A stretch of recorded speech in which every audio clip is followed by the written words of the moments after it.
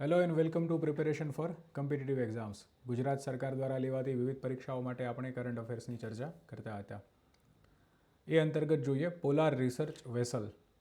Vessel એટલે શું? સૌથી પહેલો સવાલ તો એ. વેસલ એટલે એક પ્રકારની શિપ, પણ સ્પેશિયલ પર્પઝ માટે બનાવેલી શિપ. આ છે ને શિપ છે.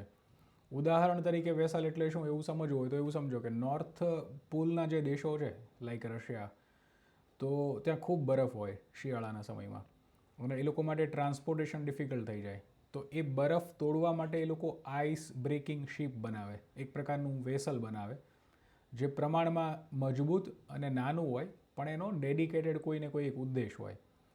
અહીંયા વાત છે પોલાર રિસર્ચ વેસલની. એટલે પોલ એટલે શું? પહેલાં તો આપણને ખ્યાલ છે કે એક હોય નોર્થ પોલ અને એક હોય સાઉથ પોલ, એટલે ઉત્તર ધ્રુવ અને દક્ષિણ ધ્રુવ. આપણે ઇંગ્લિશમાં ઘણીવાર કહીએ ને કે વિચારોની વચ્ચે બહુ જ વધારે ભિન્નતા હોય તો આપણે એવું કહીએ કે એમના વિચારો, એ બે લોકોના વિચારો પોલ્સ અપાર્ટ છે. એ બંનેના વિચારો વિશે એટલો બધો મતાંતરણ છે કે બંને એક થઈ શકે એવી સ્થિતિ નથી. એટલે ખૂબ વધારે મતભેદ છે, કારણ કે બંને પોલો એક દિશાથી એક્ઝેક્ટ અપોઝિટ ડાયરેક્શનમાં છે. ન્યૂઝમાં કેમ છે? તો ભારત પ્રથમ વખત પોતાનું સ્વદેશી નિર્મિત પોલાર રિસર્ચ વેસલ બનાવવાનું છે અને એ માટેના MOU નોર્વે સાથે કરેલા છે, સમજૂતી, જેને આપણે મેમોરેન્ડમ ઓફ અન્ડરસ્ટેન્ડિંગ MOU એવો શબ્દ વાપરીએ. પહેલાં બેઝિક વસ્તુ જોઈએ પછી ચર્ચા કરીએ. ભારતનું આપણને ખબર છે કે બહુ popularly Garden Reach Ship Builders and Engineer Limited કરીને છે, GRSE કરીને. એ ભારતની નેવી માટે અલગ અલગ પ્રકારની સબમરીન્સ વગેરે પણ બનાવતું હોય છે, એટલે આપણા ધ્યાનમાં હશે જ. અને નોર્વેની કોંગ્સબર્ગ ઓસ્લોની અંદર એક કંપની છે. એ બંનેની વચ્ચે MOU થયા શેના માટે? ભારતનું પ્રથમ સ્વદેશી પોલાર રિસર્ચ વેસલ બનાવવા માટે. નોર્વેની અંદર ભારતના પોર્ટ અને શિપિંગ ખાતાના જે મંત્રી છે શ્રી સર્વાનંદ સોનોવાલ, તેઓ ગયા હતા નોર શિપિંગ ઇવેન્ટ 2025 માટે. નોર શિપિંગ ઇવેન્ટ 2025 એટલે શું? નોર શિપિંગ ઇવેન્ટ થતી હોય, આખી દુનિયામાંથી લોકો ભેગા થતા હોય અને શિપ મેન્યુફેક્ચરિંગ ક્ષેત્રે પોતાના દેશનું પ્રદાન શું છે એ વિશે ચર્ચા કરે, ભવિષ્યમાં શું આયોજન છે એ વિશે ચર્ચા કરે. એ નોર શિપિંગ ઇવેન્ટમાં જ્યારે ગયા હતા આપણા મંત્રી, આ છે આપણે જેને ઓળખીએ છીએ કેન્દ્રીય મંત્રી સર્વાનંદ સોનોવાલ, એમની વચ્ચે અને આ નોર્વેના પ્રતિનિધિ અને આપણા ભારતના પ્રતિનિધિ, એ લોકોની વચ્ચે એક MOU થયા કે ભારતનું પ્રથમ સ્વદેશી નિર્મિત પોલાર રિસર્ચ વેસલ બને. અને એ છે ને એક ભારત માટે મેક ઇન ઇન્ડિયા પ્રોજેક્ટ અંતર્ગત પણ આ વિષય બહુ મહત્ત્વનો છે કે પહેલી વખત ભારતની અંદર કોઈ પોલાર રિસર્ચ વેસલ બનશે અને નિર્માણ પણ ભારતમાં થશે, એટલા માટે મહત્ત્વનું છે. પહેલાં છે ને આપણી પાસે એક ORV સાગર કન્યા કરીને એક વેસલ હતી, ઓશનિક રિસર્ચ વેસલ જેને કહેવાય, સાગર કન્યા એનું નામ હતું, સાગર કન્યા. પણ સાગર કન્યા છે ને એનો ઉદ્દેશ ખાલી અરેબિયન સી જે છે એમાં રિસર્ચ કરવું અને બે ઓફ બેંગાલમાં રિસર્ચ કરવું, એટલા માટે સાગર કન્યા કામ કરતી હતી. સાગર કન્યાને ક્યારેય આપણે આવા એક્સ્ટ્રીમ એટમોસ્ફિયરમાં કે વેધરિક કન્ડિશનની અંદર ક્યારેય ટ્રાય નહોતી કરી, એટલે પહેલી વખત ભારત માટે સાગર કન્યા એટલી બધી કામ ન લાગે એટલા માટે પોલાર રિસર્ચ વેસલ બનાવવાનું અને ઇન્ડિયાની અંદર જ બનાવવાનું એવી વાત થઈ. MOU થયા ને પછી સર્વાનંદ સોનોવાલે એવું જણાવ્યું કે આ જે વેસલ બનશે national centre for polar and oceanic રિસર્ચને મદદ કરશે. એટલે છે ને NCPOR કરીને એક સંસ્થા છે, આ NCPOR છે ને એ ગોવામાં છે, ગોવામાં એનું હેડક્વાર્ટર છે, જે ભારત સરકારના ministry of earth and science અંતર્ગત કામ કરે છે. અને મિનિસ્ટ્રી ઓફ અર્થ એન્ડ સાયન્સના મંત્રી છે શ્રી જીતેન્દ્ર સિંઘ. એમણે એવું કીધું કે આ જે ઓશનિક રિસર્ચ માટેનું કામ કરતો વિભાગ છે ને એમને આ પોલાર મદદ કરશે, કેમ કે નોર્થ પોલ અને સાઉથ પોલમાં ખૂબ સંભાવનાઓ રહેલી છે. વાત નીકળી છે એટલા માટે વાત કરીએ કે નોર્થ પોલની અંદર આપણું એક ઓલરેડી આર્કટિક રિસર્ચ સેન્ટર કહેવાય, જે નોર્વેની અંદર જ છે અને નોર્વે જ આપણને આ રિસર્ચ વેસલ બનાવવામાં મદદ કરવાની છે. એનું નામ છે હિમાદ્રી.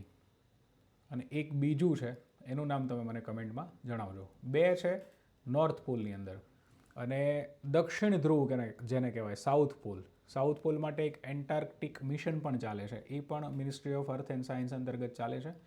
અને એ અંતર્ગત દક્ષિણ ધ્રુવમાં એટલે સાઉથ પોલ અથવા તો એન્ટાર્કટિકા જે ખંડ છે આખો, કારણ કે દક્ષિણમાં ખંડ છે અને ઉત્તરમાં મહાસાગર છે, તો એમાં આપણા આવા રિસર્ચ સેન્ટરો હતા. દક્ષિણમાં સૌપ્રથમ બન્યું ને એને દક્ષિણ ગંગોત્રી કહેવાય. પણ દક્ષિણ ગંગોત્રી ખૂબ જૂનું હતું એટલે અત્યારે આ ઓપરેશનલ નથી. આપણે એક વેરહાઉસ તરીકે સપ્લાય ચેઇન માટે જે જગ્યા જોતી હોય ને એ માટે દક્ષિણ ગંગોત્રીને વાપરીએ, સપ્લાય સ્ટોરેજ તરીકે વાપરીએ છીએ. તો અત્યારે દક્ષિણ પૂલમાં એક મૈત્રી કરીને છે અને એક ભારતી કરીને છે. આ બંને સ્ટેશનો ઓપરેશનલ છે દક્ષિણ ધ્રુવમાં, એન્ટાર્કટિકા ખંડ જેને કહીએ. અને આ બધું જ છે ને ministry of earth and science અંતર્ગત આવે છે, જેમના મંત્રી જીતેન્દ્રસિંહ છે. જો કોઈ પણ ન્યૂઝ આવતી હોય એના રિગાર્ડિંગ કોઈ પણ એડિશનલ ઇન્ફોર્મેશન આપણને એવું લાગે કે મહત્ત્વની છે તો સાથે સાથે જોતું જવું, કેમ કે ડેડિકેટેડ તમે કોઈ વસ્તુને સાથે જોવા બેસશો એવું ઓછું બનશે. બીજા ન્યૂઝ છે યુનાઇટેડ નેશન્સના નવા પ્રેસિડેન્ટ. હવે આ સામાન્ય રીતે વાર્ષિક એક સેરેમોનિયલ ઇવેન્ટ છે. બહુ ચર્ચાનો વિષય સામાન્ય રીતે હોતો નથી. બહુ અંદર એક મ્યુચ્યુઅલ અન્ડરસ્ટેન્ડિંગથી અધ્યક્ષની ચૂંટણી થઈ જાય. પણ આ વખતે થઈ. તો પહેલાં તો કોણ છે? તો જર્મનના પૂર્વ વિદેશ મંત્રી છે એન્નાલીના બેરબોક કરીને. એ યુનાઇટેડ નેશન્સના 80મા સત્રના પ્રેસિડેન્ટ તરીકે ચૂંટાણા. આ સત્ર જે યુનાઇટેડ નેશન્સનું હોય ને એનો કાર્યકાળ 1 વર્ષનો રહેશે અને સપ્ટેમ્બર મહિનામાં શરૂ થવાનું છે. એ જ્યારે વિદેશ મંત્રી હતા જર્મનીના ત્યારે પણ ખૂબ ચર્ચાસ્પદ નિવેદનો એમણે આપેલા. એકવાર ચાઇનાની વિરુદ્ધમાં પણ આપેલું, તાલિબાન માટે પણ ખૂબ આપેલું અને એક ફેમિનિસ્ટ પ્રકારના વિદેશ મંત્રી હતા. એમણે સિસ્ટમેટિક એવા પ્રયત્નો કરેલા કે ફોરેન ઓફિસની અંદર મહિલાઓની સહભાગિતા વધે. મહત્ત્વનું એટલા માટે ચર્ચામાં કે આ વખતે રશિયાનો વિરોધ હતો. હવે આપણને ખ્યાલ છે કે રશિયા અને યુક્રેનનો કોન્ફ્લિક્ટ ચાલે છે અને એટલા માટે બહુ ઓબ્વિયસ વાત છે કે જર્મની યુક્રેનના તરફ હોય. અને ઘણા સમય પછી કોઈ દેશે વિરોધ કર્યો. રશિયાનો વિરોધ હતો ને છતાં પણ 167 મત મળ્યા, જે એને નેસેસરી જીતવા માટે જરૂર હતી ને એના કરતાં ડબલ મત મળ્યા છે. એટલે જીતી ગયા છે. અને જીત્યા પછી એન્ટોનિયો ગુટેરેસની એક નાની એવી સ્પીચ છે કે looking forward to work with him and all. અને એન્નાલીના પણ એવું કહે છે કે ભલે જેમણે મને મત નથી આપ્યો ને હું એમના માટે પણ કામ કરીશ.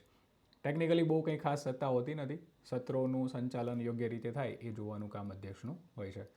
પણ રશિયાનો વિરોધ હતો એટલે ઠીકઠાક કોન્ટ્રોવર્સી હતી, એટલે ઇન્ટરનેશનલ રિલેશનના અફેર્સના અંદર સવાલ પૂછાઈ શકે. ઠીક. યુનાઇટેડ નેશન્સની વાત નીકળી છે તો એના સસ્ટેનેબલ ડેવલપમેન્ટ ગોલ જેને કહેવાય, તો એ આપણને SDG ખબર હોવા જોઈએ.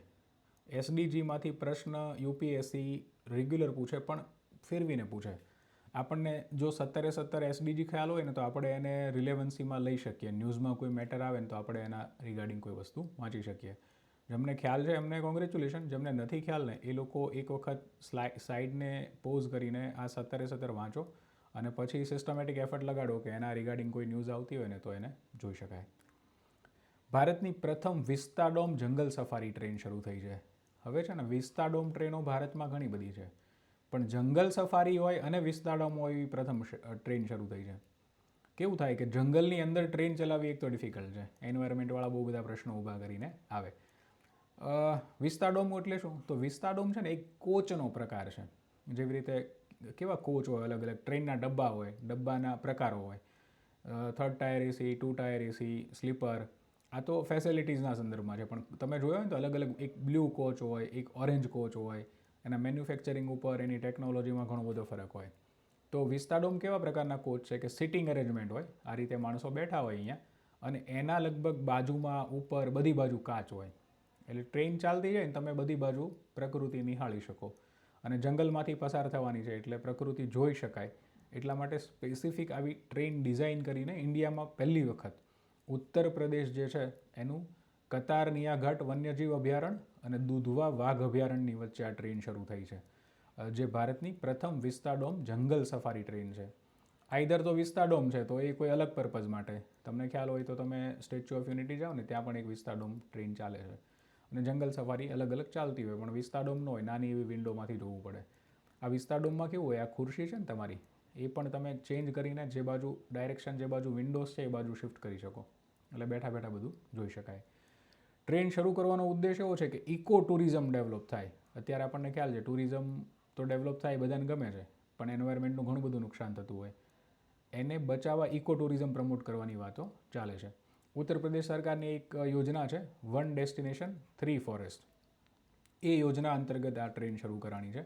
એ 3 ફોરેસ્ટ કયા છે? એક તો જે આપણે વાત કરી કે દુધવા નેશનલ પાર્ક, કતાર નિયાઘાટ વાઇલ્ડ લાઈફ સેન્ચ્યુરી અને કિશનપુર વાઇલ્ડ લાઈફ સેન્ચ્યુરી. આ 3 જે ફોરેસ્ટ છે એ એમાં કવર થશે. કુલ લંબાઈની 107 કિલોમીટર છે. અંદાજે 4.30 એટલે 4.5 કલાક જેવો, ટુ બી પ્રિસાઇઝ કહું તો 4 કલાક ને 29 મિનિટ જેવો સમય લાગશે એવું કીધું છે. અને એક વ્યક્તિનું શુલ્ક 275 રૂપિયા. તમને એવું થાય કે 107 કિલોમીટર કાપવા માટે 4.5 કલાક, તો ટ્રાવેલિંગ કરવું ઉદ્દેશ નથી. વિસ્તાડોમ કોચ છે તો બધું જોતું જવાનું છે, પ્રકૃતિને નિહાળતું જવાનું છે. ઠીક. ભારત અને વર્લ્ડ હેલ્થ ઓર્ગેનાઇઝેશન વચ્ચે મેમોરેન્ડમ ઓફ અન્ડરસ્ટેન્ડિંગ એટલે સમજૂતી થઈ. તો જો ભારત તરફથી શ્રી વૈદ્ય રાજેશ કોટેચા, જે આપણા આયુષ મંત્રાલયના સેક્રેટરી છે અને જેને પ્રાઇમ મિનિસ્ટર મન કી બાતમાં પ્રેમથી તુલસીભાઈ કહીને બોલાવે છે, એવા ટેડ્રોસ, જે ડાયરેક્ટર જનરલ છે વર્લ્ડ હેલ્થ ઓર્ગેનાઇઝેશનના, એ લોકોની વચ્ચે સમજૂતી થઈ. રાજેશભાઈ કોટેચા છે ને, એક બહુ આપણે ધ્યાન દોરવું પડે એવા વ્યક્તિ છે. કેન્દ્ર સરકારની એક યોજના છે લેટરલ એન્ટ્રીની, જે ટોપ બ્યુરોક્રેસી છે એમાં લેટરલ એન્ટ્રી આવે એટલે વિષયના નિષ્ણાંત વ્યક્તિ એ પોઝિશન ઉપર પહોંચે. રાજેશભાઈ એવા છે. જો આઈએએસ ઓફિસર નથી, એ વૈદ્ય છે. વૈદ્ય હોવાના કારણે એમના વ્યક્તિગત પ્રયત્નો એટલા બધા છે કે આયુષ મંત્રાલયમાં તમને અત્યારે જે પણ કોઈ વિકાસ દેખાય ને એમાં one of the significant people is a Rajesh Kotecha. અને ભારત સરકારે એને 2 વખત એમના કાર્યકાળમાં એક્સટેન્શન પણ આપ્યું. એટલું રિમાર્કેબલ કામ એમણે કર્યું છે. શું સમજૂતી છે જોઈએ. આયુર્વેદ, સિદ્ધ અથવા સિદ્ધા અને યુનાનીની જે દવા છે એ વ્યવસ્થાને ગ્લોબલ હેલ્થ ક્લાસિફિકેશન કરવા માટે સમજૂતી કરાઈ છે. અત્યારે આપણને ખ્યાલ છે કે આયુર્વેદની દરેક વસ્તુ આપણને ધ્યાનમાં હોય, આયુર્વેદ બહુ મદદરૂપ છે, પણ દવાઓના મેડિકલ પર્પઝ માટે ગ્લોબલ હેલ્થ ક્લાસિફિકેશન જેવું હોવું જોઈએ એટલું બધું કદાચ આયુર્વેદનું તો હવે જાગૃતિના કારણે થયું છે, પણ સિદ્ધા અને યુનાનીનું નથી. તો ભારત એક એવું ડેસ્ટિનેશન છે કે એમની પાસે બધું જ નોલેજ છે. આખી દુનિયા એનો લાભ ઉઠાવી શકે એ માટે આયુષ મંત્રાલયના સચિવ શ્રી રાજેશ કોટેચા અને WHOના ડાયરેક્ટર જનરલ ટેડ્રોસની વચ્ચે સમજૂતી થઈ છે. એટલું યાદ રાખો તો સફિશન્ટ છે કે ગ્લોબલ હેલ્થ ક્લાસિફિકેશન કરવાનું છે આયુર્વેદ, સિદ્ધ અને યુનાની દવાનું. એ માટે સમજૂતી ભારત સાથે થઈ છે. ઠીક. National e governance award 2024-25. તો ગુજરાત માટે ગૌરવનું વાત છે કે સુરત જિલ્લાનું એક ગ્રામ પંચાયત છે પલસાણા. એ પલસાણા ગ્રામને પ્રતિષ્ઠિત ઈ ગવર્નન્સનો 2024-25નું સન્માન પ્રાપ્ત થયું છે. કોણ કરાવે છે? તો ministry of personnel, public grievance and pension કરીને એક મંત્રાલય છે, એ આ એવોર્ડ આપતી હોય છે. આ વખત પહેલી વાર એવું થયું છે કે પંચાયતી રાજ મંત્રાલય પણ સાથે જોડાણું. 2003થી આ એવોર્ડ અપાય છે અને એક વિભાગ છે DARPG એટલે department of administrative reforms and personnel grievance કરીને એક વિભાગ છે, એ આ એવોર્ડ આપતું હોય છે. શું થયું જોઈએ. પહેલાં તો એના વિભાગો અને દરેક વસ્તુ વિશે થોડી ડિટેલમાં જોઈએ. જો પહેલી વખત આવી નવી category, first of its kind, પહેલી વખત આવી નવી કેટેગરી એડ કરવામાં આવી છે, જેનું ટાઇટલ છે grassroot level initiative for deepening service delivery at gram panchayat or equivalent traditional local bodies. આપણને ખ્યાલ છે કે દરેક જગ્યા પર ગ્રામ પંચાયત ન હોઈ શકે, તો એને ઇક્વિવેલન્ટ પણ જો કોઈ વ્યવસ્થા છે, અને એમાં શું, it has been introduce to a honour exemplary digital initiative by panchayat. તો સિચ્યુએશન એવી છે કે ગ્રામ પંચાયતમાં ગ્રાસરૂટ લેવલ ઉપર જેટલા ઇનિશિયેટિવ લેવાય છે એની સિચ્યુએશન કેવી છે એ માટે એક કેટેગરી નવી ઇન્ટ્રોડ્યુસ કરાણી. અને બહુ બધા 1.5 લાખ જેટલા 1.45 લાખ એન્ટ્રીઝ આવી. ટોટલ 26 રાજ્ય અને યુનિયન ટેરિટરીમાંથી આટલી એન્ટ્રી આવી. એટલે 26 જેટલા રાજ્યોએ પાર્ટિસિપેટ કર્યું અને 1.45 લાખ એન્ટ્રીઝ આવી. એમાંથી 4 કેટેગરી પસંદ થઈ. એક ગોલ્ડન એવોર્ડ જેને મળ્યો એ રોહિણી ગ્રામ પંચાયત છે, ધુલે ડિસ્ટ્રિક્ટ, મહારાષ્ટ્ર. જેને ગોલ્ડન એવોર્ડ મળે ને એને 10 લાખ રૂપિયા મળે, એક પ્રશસ્તિ પત્ર મળે અને એક ટ્રોફી મળે.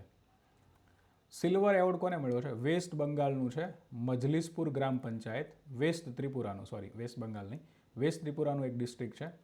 જેને સિલ્વર મળે એને 5 લાખ રૂપિયા મળે, પ્રશસ્તિ પત્ર મળે અને એક ટ્રોફી મળે.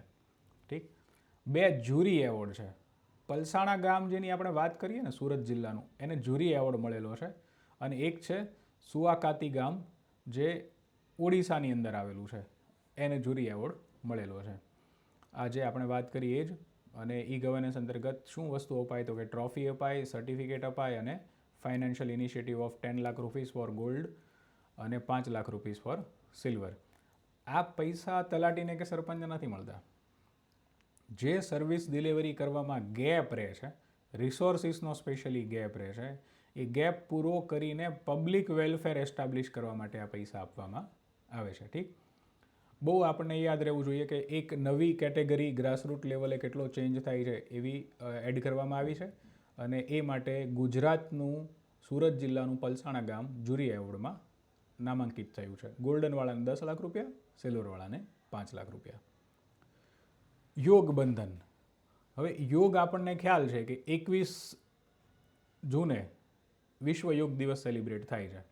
હવે 21 જૂને શું હોય છે? સમર સોલ્ટિસ હોય છે. એટલે આમ જોવા જાઓ ને તો સૌથી લાંબો દિવસ હોય છે. હવે જૂન મહિનો ચાલે છે એટલે સૌથી લાંબો દિવસ આવશે તો આપણને ખ્યાલ છે. અને 2014માં પ્રાઇમ મિનિસ્ટરે યુનાઇટેડ નેશન્સની અંદર આ ઇનિશિયેટિવ લીધેલું અને લગભગ દુનિયા સહેમત થઈ હતી અને 21 જૂને આખી જ દુનિયા યોગ દિવસ તરીકે ઉજવે છે. આ વર્ષના આંતરરાષ્ટ્રીય યોગા દિવસનું થીમ શું છે? Yoga for one earth, one health. Yoga for one earth, one health. હવે આ વર્ષે છે ને 10 ફ્લેગશિપ ઇવેન્ટ નક્કી કરવાની છે આખા વર્ષ માટે, યોગ દિવસને સેલિબ્રેટ કરવા માટે. યોગ બંધન is one of the flagship event. જે 10 ફ્લેગશિપ ઇવેન્ટ નક્કી થઈ છે એમાંની એક ફ્લેગશિપ ઇવેન્ટ યોગ બંધન છે. પૂછાવાના ઠીકઠાક ચાન્સ છે. શું કરવાનું છે યોગ બંધન અંતર્ગત? તો 21 જૂને જ્યારે આપણે વિશ્વ યોગ દિવસ સેલિબ્રેટ કરીશું ત્યારે મિત્ર દેશો છે એમની સાથે યોગ નિષ્ણાંતોના ડેલિગેટના સ્વરૂપમાં આપ-લે કરવામાં આવે. 10 દેશો નક્કી કર્યા છે મિત્ર તરીકે અને એ 10 દેશોની અંદર યોગાના એક્સપર્ટ આપણે મોકલીશું, એમની પાસે હશે તો એ મોકલશે. એને યોગ બંધન તરીકે કહેવાય છે. 10 ફ્લેગશિપ ઇવેન્ટ શું છે એ જોઈએ અને એ વિશે સવાલ પૂછાવાના લગભગ ચાન્સ વધારે છે. કેમ કે એ આંતરરાષ્ટ્રીય સ્તરે ભારત માટે બહુ મહત્ત્વનું કહી શકાય ને એવી સ્થિતિ છે. તો જુઓ શું છે. એક છે યોગ સંગમ. તો એમાં શું છે? Synchronise yoga demonstration 1 lakh location world record create કરવાનો પ્રયત્ન થશે. યોગ બંધન જેની અત્યારે જ આપણે વાત કરી, 10 દેશો સાથે આપ-લે કરવામાં આવશે ગ્લોબલ પાર્ટનરશિપ વધારવા માટે.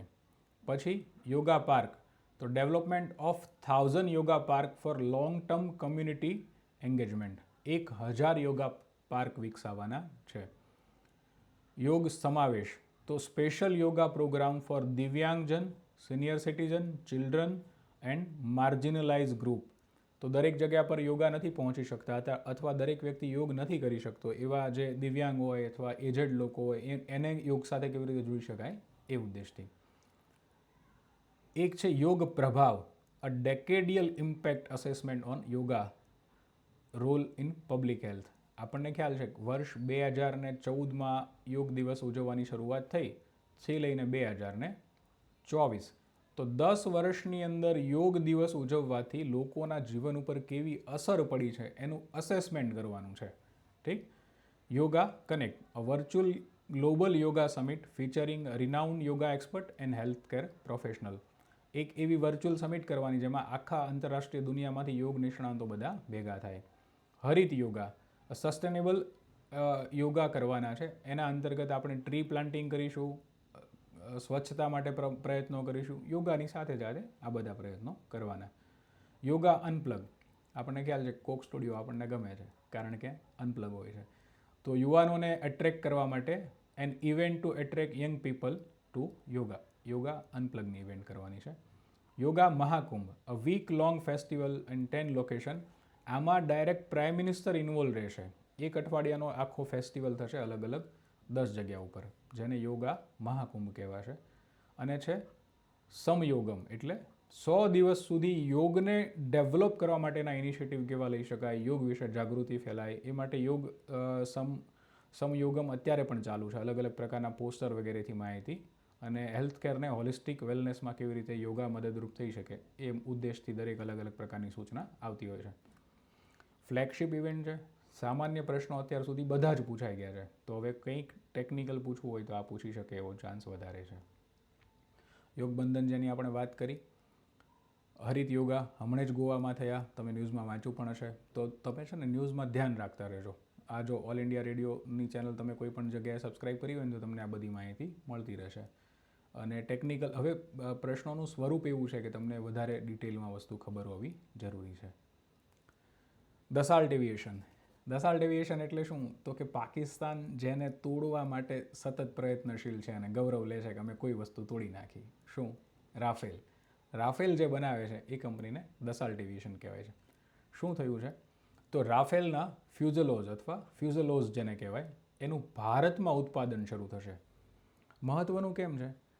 કારણ કે પહેલી વખત આખા દસોલ્ટ એવિએશનની હિસ્ટ્રીમાં પહેલી વખત એવું થશે કે ફ્રાન્સની બહાર દુનિયાના અન્ય દેશમાં રાફાલનું પ્રોડક્શન શરૂ થશે.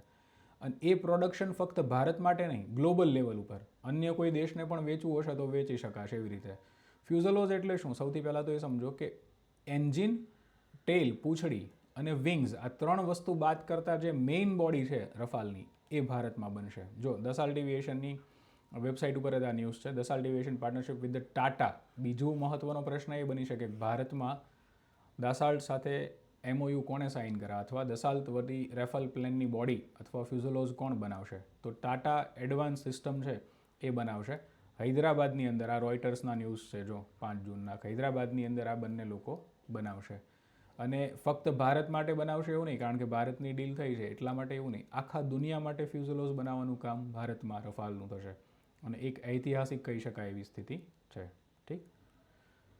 સંસદનું ચોમાસું સત્ર 21 તારીખથી શરૂ થશે, આવતા મહિને 21 જુલાઈથી.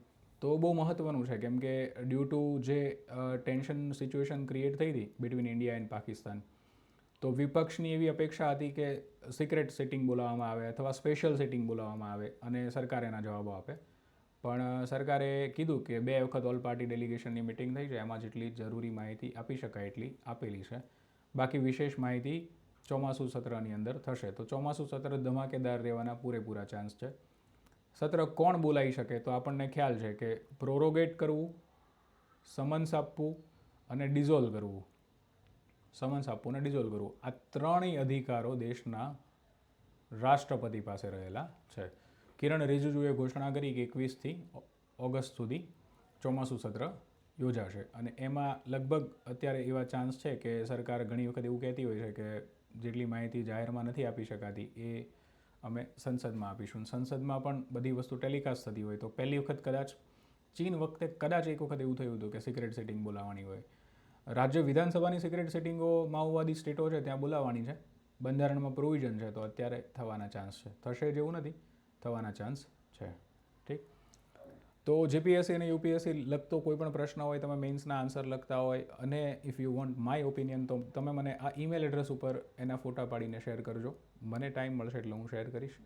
ફર્ધર લેક્ચર આવે અને તમારે જોડાઈ રહેવું હોય તો તમે ટેલિગ્રામની આ ચેનલ જોઈન કરી શકો છો. QR કોડ સ્કેન કરશો અથવા તો તમે ટેલિગ્રામમાં PCE 2025 સર્ચ કરશો, then you will get the channel જેમાં આવો લોગો હશે. એ તમે જોઈન કરો, ત્યાં બધી જ અપડેટ આવતી રહેશે. જૂના લેક્ચરની અમુક PDF મૂકવાની મારાથી બાકી રહી ગઈ છે.